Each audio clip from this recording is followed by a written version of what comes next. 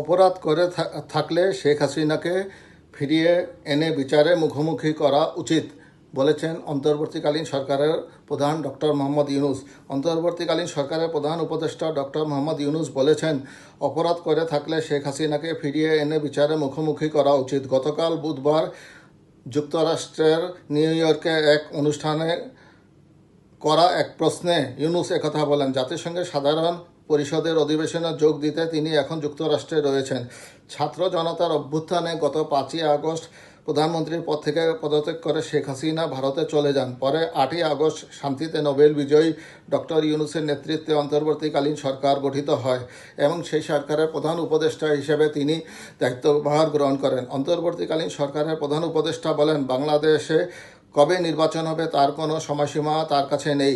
যে কয়েকটি কমিশন গঠন করা হয়েছে তারা সামনের মাসগুলোতে সংস্কার সুপারিশ দেবে বলে আশা করা হচ্ছে। তারপর নির্বাচনের জন্য একটি তারিখ নির্ধারণ করা হবে। অর্থাৎ ডক্টর মোহাম্মদ ইউনূস 6টি কমিশন গঠন করেছে। বিভিন্ন প্রতিষ্ঠানের সেই কমিটিকে রিপোর্ট দিতে বলা হয়েছে আগামী ডিসেম্বরের মধ্যে।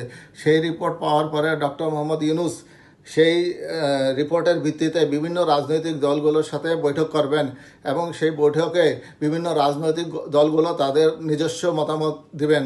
এই মতামতের ভিত্তিতে একটি চূড়ান্ত সংস্কার হবে। সেই সংস্কারের পরই নির্বাচনের তারিখ ঘোষণা করা হবে। তাহলে আমরা বুঝতে পারছি যে গত কয়েকদিন আগে সেনাপ্রধান জনাব ওয়াকারুজ্জামান যে সাক্ষাৎকার দিয়েছিলেন রয়টার্সকে, সেই রয়টার্সের সাক্ষাৎকারের প্রতিফলন ডক্টর ইউনূসের মুখেও পাওয়া গেছে। ডক্টর ইউনূস আরও বলেন, শেখ হাসিনা বর্তমানে ভারতে আছেন, তাকে ফেরানো হবে কিনা এমন প্রশ্নের জবাবে ডক্টর ইউনূস বলেন, কেন হবে না। ডক্টর ইউনূস আরও বলেন, অপরাধ করে থাকলে তাকে ফিরিয়ে এনে বিচারের মুখোমুখি করা উচিত।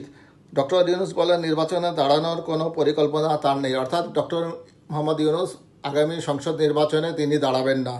তিনি পাল্টা প্রশ্ন করেন, আমাকে দেখে কি মনে হয় আমি নির্বাচনে লড়ব? গতকাল নিউ ইয়র্কে মার্কিন সংবাদ মাধ্যম নিউ ইয়র্ক টাইমস আয়োজিত ক্লাইমেট ফরওয়ার্ড শীর্ষক সম্মেলনে অংশ নেন ডক্টর ইউনূস। সম্মেলনে তিনি বলেন, যতক্ষণ পর্যন্ত বিশ্ব বর্তমান অর্থনৈতিক ব্যবস্থায় আটকে থাকবে ততক্ষণ জলবায়ু পরিবর্তন সংক্রান্ত প্যারিস চুক্তি কার্যকর হবে না। জলবায়ু পরিবর্তনের প্রভাব সীমিত করার লক্ষ্যে প্যারিস চুক্তি করা হয়। বৈশ্বিক এই চুক্তি 2016 সালে কার্যকর করা হয়। অর্থনীতিবিদ ডক্টর মোহাম্মদ ইউনূস বলেন, এই ব্যবস্থা সর্বাধিক মুনাফা কেন্দ্রিক। ব্যবস্থাটি একটি ক্ষুদ্র গোষ্ঠীর জন্য সম্পদ তৈরি করছে, একটি ব্যাপক বর্জ্য উৎপাদন করছে। অন্তর্বর্তী সরকারের প্রধান উপদেষ্টা বলেন, আমরা যে অর্থনৈতিক ব্যবস্থা তৈরি করেছি তা এই গ্রহ ধ্বংসের মূল। ডক্টর ইউনূস বলেন, মানুষ একটি আত্মবিনাশী সভ্যতা তৈরি করেছে।